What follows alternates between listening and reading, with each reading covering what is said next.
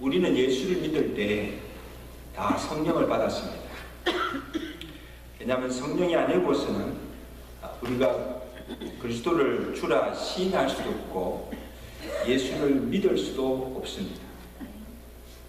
오늘 본문의 사도 바울도 증언하기를 너희는 다시 무서워하는 종의 영을 받지 아니하고 양자의 영을 받았으므로 우리가 아빠 아버지라 부르짖느니라 말씀하셨습니다. 그러므로 우리가 예수를 믿고 그 예수를 내 마음속에 영접하는 순간에 내 속에 누가 들어섭니까? 그리스도의 영이 성령이 들어와 내주하십니다. 그래서 우리의 몸이 성령에 가는 거룩한 전이 되고 또한 내 속에 계시는 성령의 음성을 듣고 성령의 인도를 따라서 살아가는 것이 이게 성도의 삶입니다.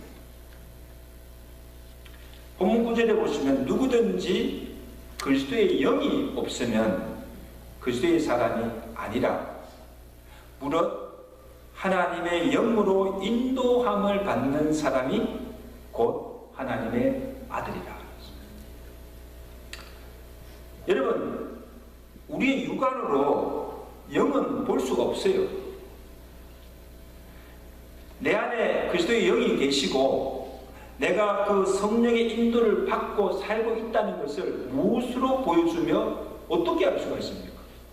여러분 속에 보세요. 그래서 영이 있는가 한번 보세요. 보입니까? 근데 어떻게 내가 그래서 영이 내 안에 있는 것을 알 수 있느냐? 먼저는 내가 죄에 대해서 어떻게 반응하는가를 보면 알 수가 있습니다. 로마서 6장 1절에 사도 바울이 그렇게 말하죠. 그런즉 우리가 무슨 말 하리요? 은혜를 더하게 하려고 죄에 거하겠느냐? 그럴 수 없느니라. 죄에 대하여 죽은 우리가 어찌 그 가운데 더 살려? No, it's impossible. 그렇게 살 수가 없다는 거예요. 왜? 내 안에 지금 성령이 거하시기 때문에. 다시는 죄 가운데 거할 수가 없다는 거예요. 여러분, 예수를 믿기 전에는 죄를 지어도 우리가 아무렇게 살아도 전혀 가책이 없고 부담도 없고 두려운 마음도 없었습니다. 그러나 내가 예수를 믿는 이후 내 안에 성령이 들어오신 후에는 죄에 대해서 내가 민감하게 반응하게 됩니다.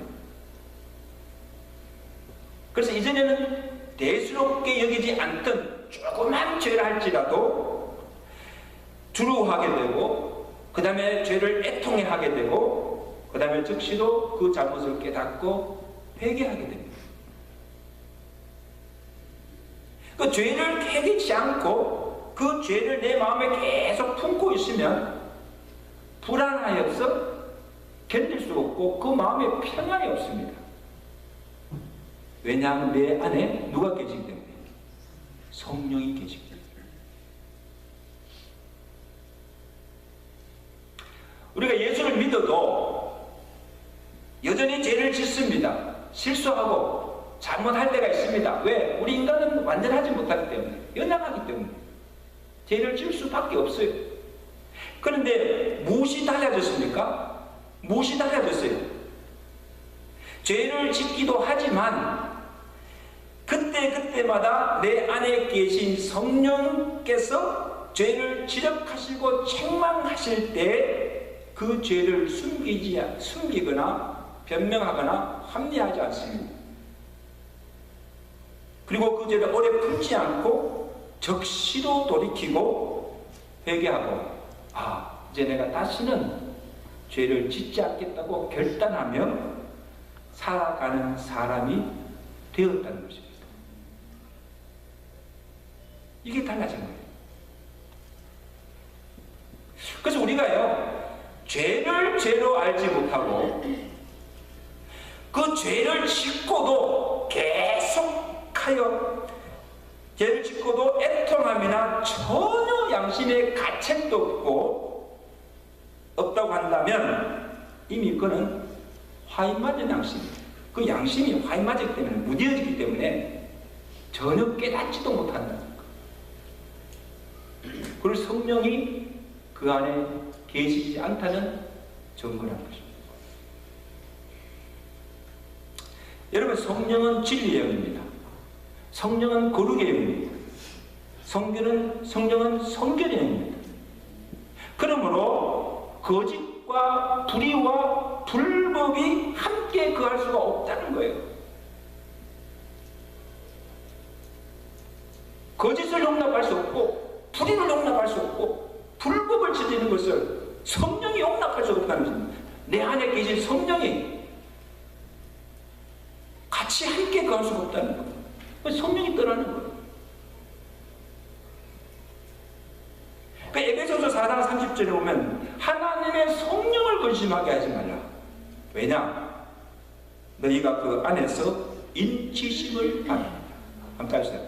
너희는 성령을 근심하게 하지 말라. 그 성령이 지금 어디 계세요? 지금 내 안에 계신 성령을 근심케 하지 말라는 거예요. 성령이 언제 근심하십니까? 우리가 죄를 지을 때 내 안에 계신 성령이 근심하세요.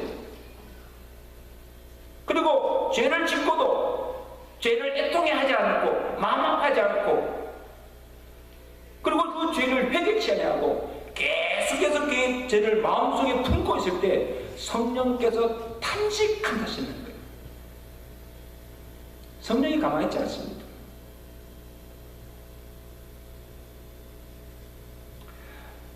여러분, 우리가 살다 보면요, 다툴 때도 있고 싸울 때도 있고 그 다음에 화낼 때도 있고 막 분을 낼 때도 있어요. 감정을 가지기 때문에. 근데 우리가 다투고 분을 내는 것 자체가 잘못되었다는 것이 아니에요.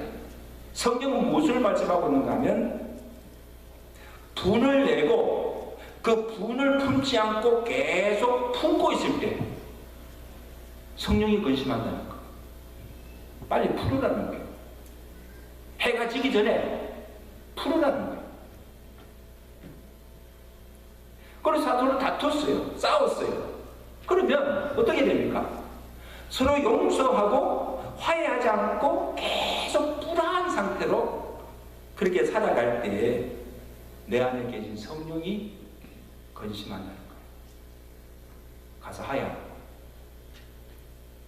하나님께 나가 예배 드리기 전에 형제와 불안한 것이 있거든 가서 먼저 형제와 화해하고 와서 하나님을 예배하는 거예요. 화해하는 게 용서하는 것이 먼저라는 거예요. 그렇게 하지 않고 늘 불안 상태로 있다고 한다면 성령이 견디지 못하는 거예요. 근심한다.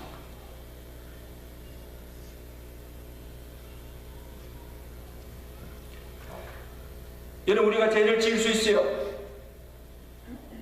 그러나 죄인 줄 알면서도 그것을 끊지 못하고 계속하여서 죄를 지을 때에 또한 그 죄를 회개치 않고 마음에 품고 있을 때에 내 안에 계신 성령께서 근심하며 탄식한다는 것을 기억하시고 적시로 회개하시기를 저한테 축원합니다. 내가 그 죄를 토설지 않고 회개치 않을 때 그 마음에 평안이 없다는 거예요. 왜냐하면 성령이 내 안에서 나로 애통케 하십니다. 그러므로 여러분 기억하십시오. 하나님은 공의의 하나님. 이 공의의 하나님이라는 것은 뭔가 하면 우리 하나님은 죄를 결코 간과하시지 않아요. 절대 패싱하지 않는다는 거예요. 반드시 그 죄를 따라서 보응하시고 심판하시는 하나님을 믿으시기 바랍니다. 그러므로 우리는 죄를 두려야 됩니다. 내가 얼마나 죄를 두려워하며 그것을 보면 내 안에 성령이 계신가 아닌가를 알 수 있다는 거예요. 자, 그 다음에 또 하나의 증거는 우리의 생각이 달라진다는 거예요. 참 귀한 말씀인데 오늘 5절 말씀하고 계시고 5절 6절 말씀 굉장히 중요한 말씀입니다. 한번 다 같이 읽겠습니다. 시작. 육신을 따르는 자는 육신의 일을, 영을 따르는 자는 영의 일을 뭐해? 생각하나니 육신의 생각은 사망이요 영의 생각은 생명과 평안이라. 여러분 이 말씀은 꼭 기억하시고, 내가 항시 무슨 생각을 하며 사느냐가 내가 성령의 사람인지 육의 사람인지를 분별하는 하나의 기준이다. 여러 기준이 있지만 그 중에 하나의 기준이 때문에 무슨 생각하고 있는가. 지금 여러분이 하나님께 예배드리는 이 시간에는 지금 무슨 생각을 하고 있습니까?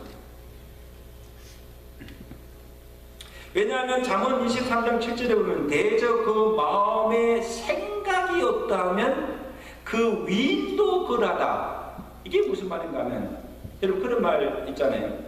생각은 행동을 낳고, 행동은 습관을 낳고, 습관은 인격을 만들고, 그 인격이 사람의 운명을 결정합니다. 내가 생각하고 행동합니다. 그 행동이 반복적으로 계속되면 그것이 습관이 됩니다. 그 습관이 계속 쌓이면 그 습관이 나의 성품을 만듭니다. 인격을 만듭니다. 결국 그것이 내 운명을 결정짓는 거예요. 그러니 이 생각이 그 사람의 인격뿐 아니라 그 사람의 운명까지 바꿀 수 있다는 것입니다. 여러분 정말 이 새해 여러분이 정말 새로운 사람으로 변화되기를 원하십니까? 그럼 제일 먼저 뭔가? 생각부터 바꾸라.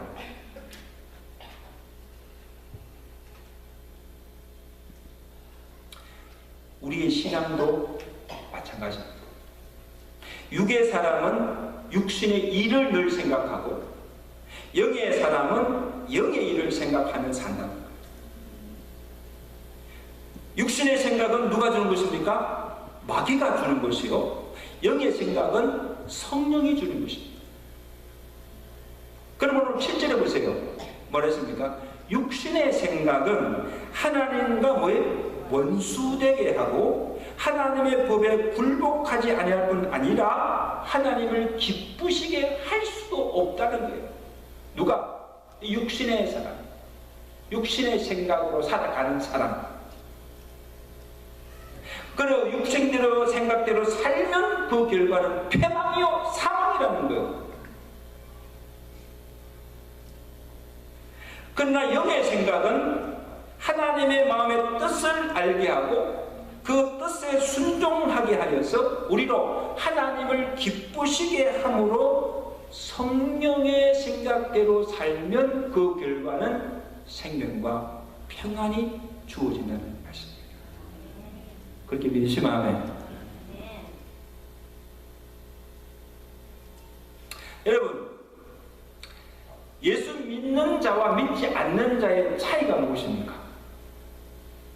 우리 생긴지가 똑같아요. 예수 믿는 사람들은 우리 뿌리 달리고 안 믿는 사람들은 이렇게 그러면 금방 구분하잖아요. 생긴 것도 똑같고 생김새도 똑같고 사는 집도 같은 먹는 음식도 같아요. 미국 사람이면 한국에 먹는 음식 다르지만, 그리고 희도애락 느끼는 감정도 다 같아요. 그런데 믿는 사람과 믿지 않는 사람의 결정적인 차이는 뭔가 하면 생각이 다르다는 거예요. 생각이.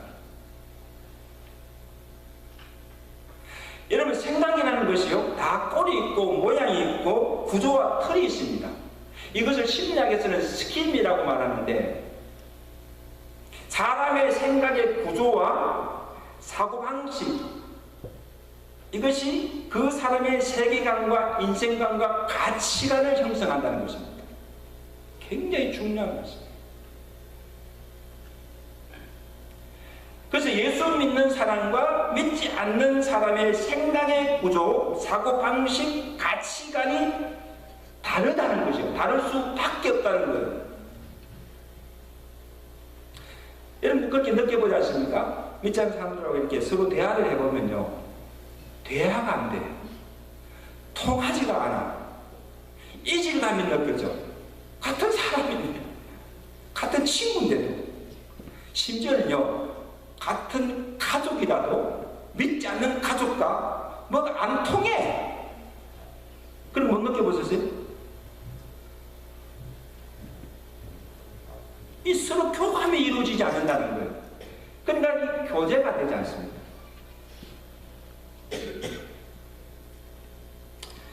그래서 사도 바울이 고린도후서 6장 14절에 보면 너희는, 예수 믿는 너희는 믿지 않는 자와 멍에를 함께 하지 말라.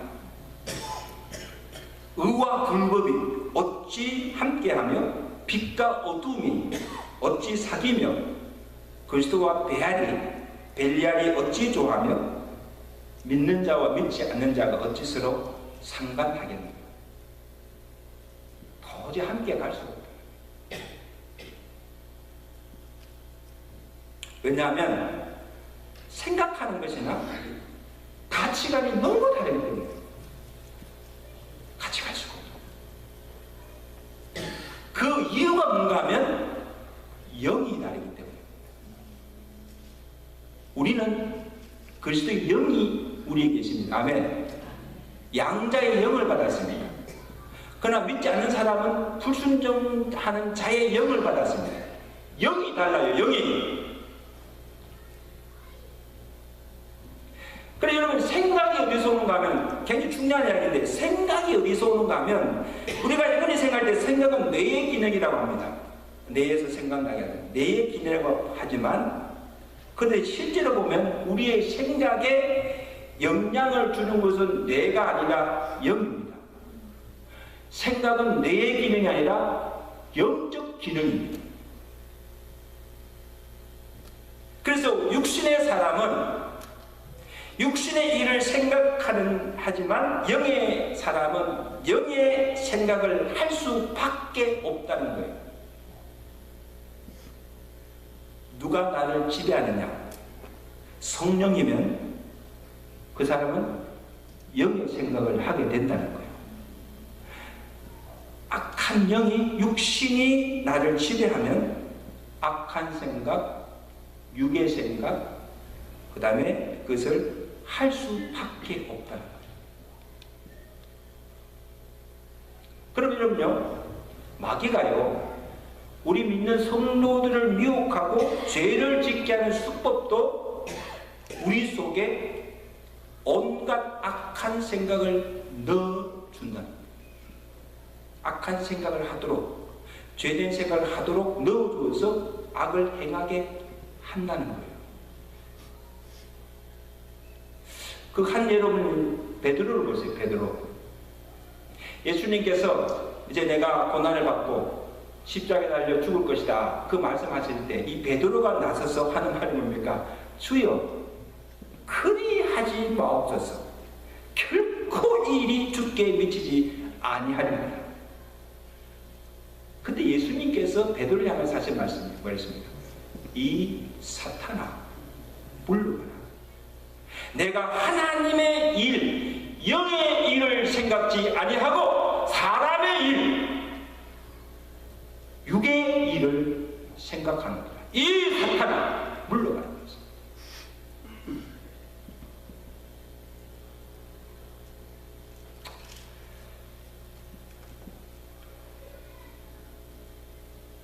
여러분, 지금 베드로의 마음속에 누가 이 사람의 일을 생각해 갑니까?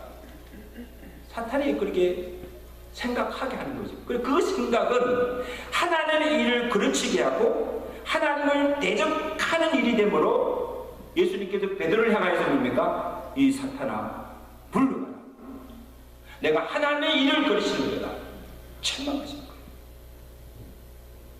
베드로가 하나님 치면 뭐가 됐습니까? 사탄의 놀이기가 되어버립니다. 여러분, 가룟 유다가 예수를 팔았잖아요. 그 가룟 유다가 예수를 팔 때도 성경에 보면 요한복음 13장 2절에 보면 마귀가 벌써 시몬의 아들 가룟 유다의 마음에 예수를 가룟 유다 자신이 내가 예수를 팔아야겠다 하게 안 하고 그 생각을 누가, 예수님을 팔아버릴 생각을 누가 마귀가 그 속에 넣어주었다는 거예요. 그래 결국 뭡니까? 그 생각대로 예수를 팔아버렸잖아요. 여러분 보십시오. 베드로나 다른 유다가 예수 믿지 않는 자들이 아닙니다. 3년 동안이나 예수님 믿을 가르침을 받고 예수님을 사랑하며 예수님을 따라다녔던 제자들이에요. 근데 어떻게 이들이 하나님의 일을 그르치는 일을 하게 되고 예수를 팔 생각을 할 수가 있겠습니까? 어떻게 그들이 스승인 예수를 팔아버릴 생각합니까? 어떻게 사도 베드로가 하나님의 구원의 역사를 방해하는 것을 그르치는 일을 할 수가 있습니까?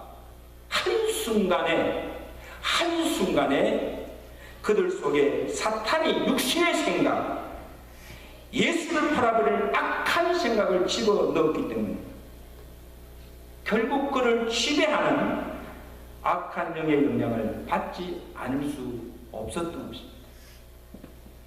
저는 이것을 보면 예수 믿지 않는 사람들이야 하지 못하더라도 예수 믿는다고 하는 사람들, 더군다나 또 하나님의 열심하고 잘 믿는다고 하는 사람들이 항상 조심할 게 우리도 한순간에 악한 영이 우리를 지배하게 됩니다. 악한 생각, 나쁜 생각을 우리에게 집어넣어주면 우리도 별 수 없이 예수를 팔아버릴 수 있다는 거예요.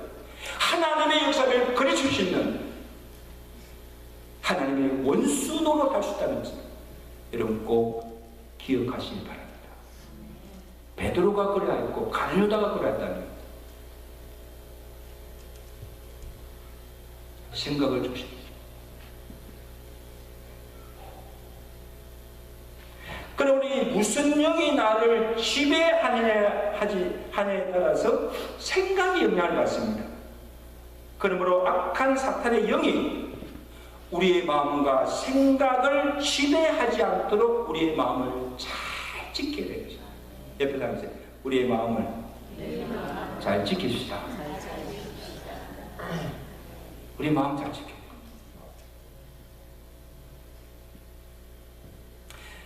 그래서 마귀는요, 쉬지 않고 우리 속에 좋지 않은 생각, 엄난한 생각, 악한 생각, 미움, 시기, 더러운 생각, 부정적인 것들을 계속해서 뿌립니다. 계속해서 넣어서 그 생각대로 행동하게 하고 결국 우리로 죄를 짓게 만들고 악을 행하게 하고 엄란을 행하게 하고 결국 우리를 멸망으로 파멸로 이끌어갑니다. 그러나 성령은 항상 우리 안에서 선한 생각, 거룩한 생각, 성결하고 의로운 일을 생각하게 하여서 결국 우리를 어디로? 생명의 길로, 의의 길로 인도하신 줄로 믿습니다. 누구를 따라야 됩니까? 성령을 따라야 됩니다. 그래서 바울이 오늘 권면하기를 12절입니다. 그러므로 형제들아, 우리가 빚진 자로 돼 육신에게 져서 육신의 생각대로 살 것이 아니라 너희가 육신대로 살면 반드시 죽을 것이로되 영으로서 몸의 행실을 죽이면 살리니 무릇 하나님의 영으로 인도함을 받는 사람이 곧 하나님의 아들이라. 그래서 하나님의 영으로 인도함을 받는 사람이 누구라고? 하나님의 아들, 구원받은 성도라는 거예요. 여기서 바울이 우리가 빚진 자라고 표현하고 있는데 무엇에 빚을 졌다는 것입니까? 이전에는 육신의 빚진 자로서 육신의 요구와 육신의 생각대로 살았지만 생명의 성령의 법이 우리를 육신에서 해방시켜 주셔서 이제는 우리가 성령의 은혜 안에 사는 자가 되었고 성령의 빚진 자가 되었다. 그러므로 이제는 육신의 요구대로 살지 않고 내 안에 계신 성령의 요구대로 성령의 인도대로 살아갈 의무가 우리에게 주어졌다는 거예요. 이것은 오무입니다. 반드시 그렇게 살아야 한다는 겁니다. 해도 되고 안 해도 되는 것이 아니고 반드시 그렇게 살아야 하는 당위성을 말씀하고 있는 거예요. 성령의 요구대로 성령을 근심케 하지 않고 하나님을 기쁘시게 하며 살아가는 것, 이것이 우리가 받은 은혜의 빛을, 성령의 진 빛을 갚는 것이 된다는 거예요. 그래서 여러분, 하나님의 은혜를 우리가 은혜로 알면 은혜에 비친 자가 되고, 그래서 자발적으로 그 은혜에 보답하는 삶을 살게 되었다는 것입니다. 밀심하면 하나님의 은혜를 받았어요. 그것이 정말 하나님의 은혜를 우리가 알고 깨닫게 되면 내가 이렇게 살아서는 안 되지. 내가 하나님의 은혜 받은 백성으로 합당한 삶을 살아야지 하고, 누가 시켜서 아니고 자발적으로 그렇게 살아간다는 거예요. 이게 은혜를 받았다는 증거예요. 아멘? 내가 하나님 은혜 받았습니다. 많은 은혜를 받았다는 그 의미가 무엇인가 하면, 내가 하나님의 말씀대로 성령의 인도를 따라 살아간다는 그런 고백도 되지만 하나님의 뜻대로 살지 못한 데 대한 거룩한 부담이 있다는 거예요.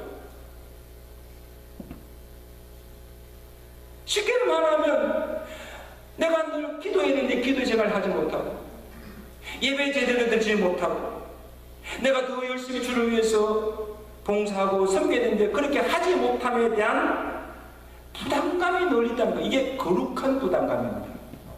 거룩한 부담감. 예수는 부담 없이 믿어야지. 누가 교회에서 내가 부담 주면 내 예수 교회 안 나가. 여러분, 이것은 제대로 예수 믿는 것이 아니에요.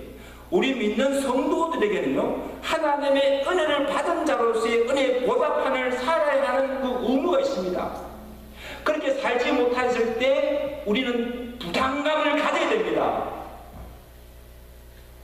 거룩한 부담감이에요. 이런 부담감 없이 신앙생활하면 신앙생활 할 수가 없어요. 절대 믿음이 자라지 않습니다.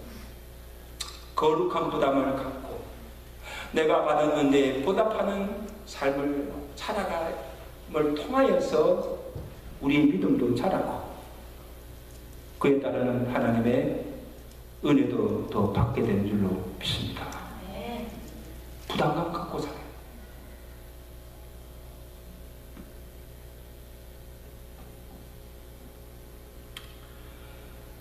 여러분, 주일 예배가 참 중요한데, 우리 한 주간에 주일날 나와서 예배드리면 하나님께 예배로 영광 돌리는 것도 있지만요, 이 예배 시간을 통해 말씀을 통해서 우리의 한 주간의 삶을 돌아보는 거예요. 내가 어떻게 살았는가, 이 한 주간 내가 어떻게 살았는가, 내가 하나님 믿는 백성으로서 정말 하나님의 기뻐하는 삶을 살았는가, 말씀대로 살았는가를 돌아보고, 그렇게 살지 못하였으면 철저히 회개하고 다시 돌이키고 다시 주의 말씀을 받고 은혜를 받고, 다음 또 한 주간은 내가 믿음으로 살겠다, 또 그렇게 살아가는 거예요. 이것이 주일 예배를 드리는 거 얼마나 중요합니까? 할렐루야.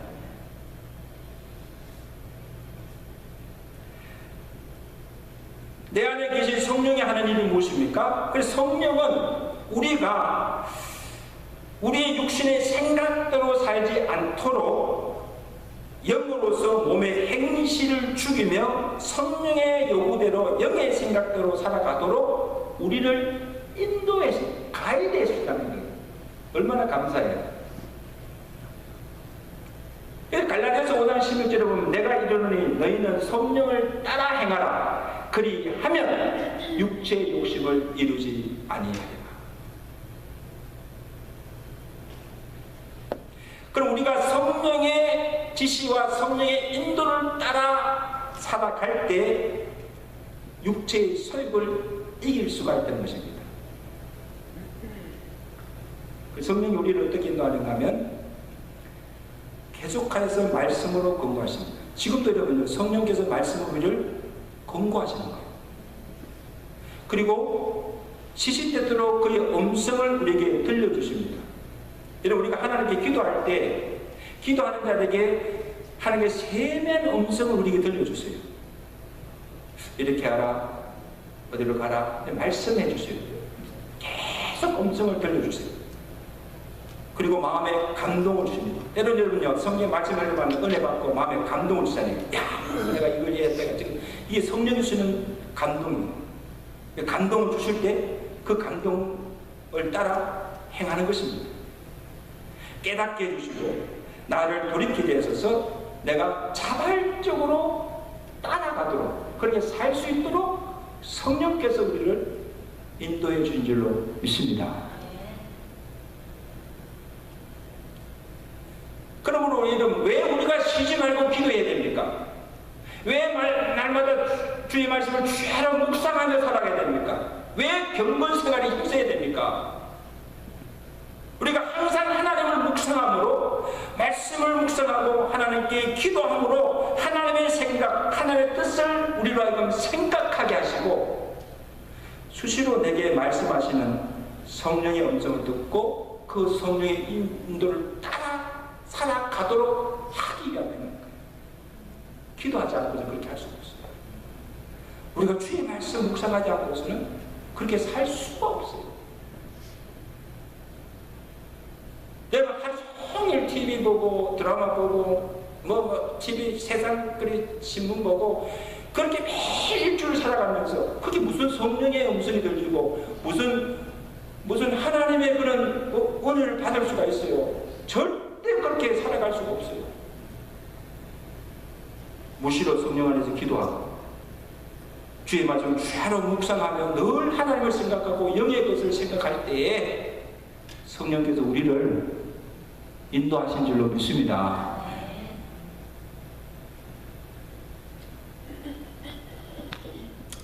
그 빌립보서 4장 6절에 참 귀한 말씀인데, 빌립보서 4장 6절에 보면 아무것도 염려하지 말고 오직 모든 일에 기도와 간구를 하나님께 감사함으로 하리라. 그리하면, 그렇게 기도하며 사는 자에게 주시는 축복이 무엇인가 하면 모든 지각에 뛰어난 하나님의 평강이 너희 마음과 생각을 지키시리라. 저는 이 말씀을 너무 좋아하는데, 모든 지각에 뛰어난 하나님의 평강이 무엇을 지키신다? 너희 마음과 생각을 지키신다. 저는 이 말씀이 뭔가 크게 묵상할 때 오늘 이 말씀에 적용해보면 이런 말씀입니다. 하나님이 수시로 변하는 우리의 마음과 생각을 지켜주셔서 우리 속에 악한 생각, 죄된 생각, 험나는 생각, 더러운 생각, 부족한 생각이 들어오지 못하도록 막아주시고 지켜주시고 보호해주신다. 그래서 성령의 뜻대로 살게 하시고 그러므로 그리스도 안에서 생명과 평안을 누리며 살게 하신다는 거예요. 여러분, 우리가 잠에서 깨어나서 잠자리 들 때까지 5만 가지 생각이 우리 마음을 스치가요. 5만 가지. 이 생각, 저 생각, 별별 생각 다 하잖아요. 그 생각이 우리가 어떤 생각이 우리에게 들어오는가 굉장히 중요하다는 거예요. 무슨 생각을 하면서 사십니까? 그 생각이 우리 하루의 삶을 결정하는 거예요.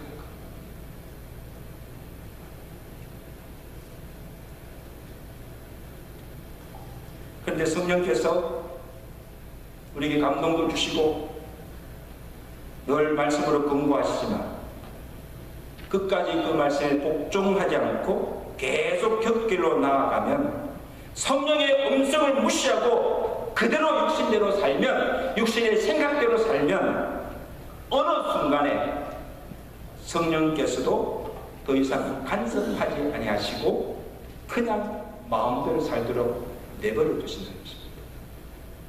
오케이? 네 마음대로. 여러분, 성도에게 있었어요. 구원받은 성도에게서 가장 무슨 벌이 무엇인지 아십니까? 하나님이 우리를 더 이상 간섭하지 않으시고 우리의 육신의 생각대로 마음대로 살도록 그냥 내버려 두시는 거예요. 징계도 없습니다. 그 자유인 것 같죠? 우리에게 그것이 가장 무서운 하나님의 심판이라는 것을 기억하시고,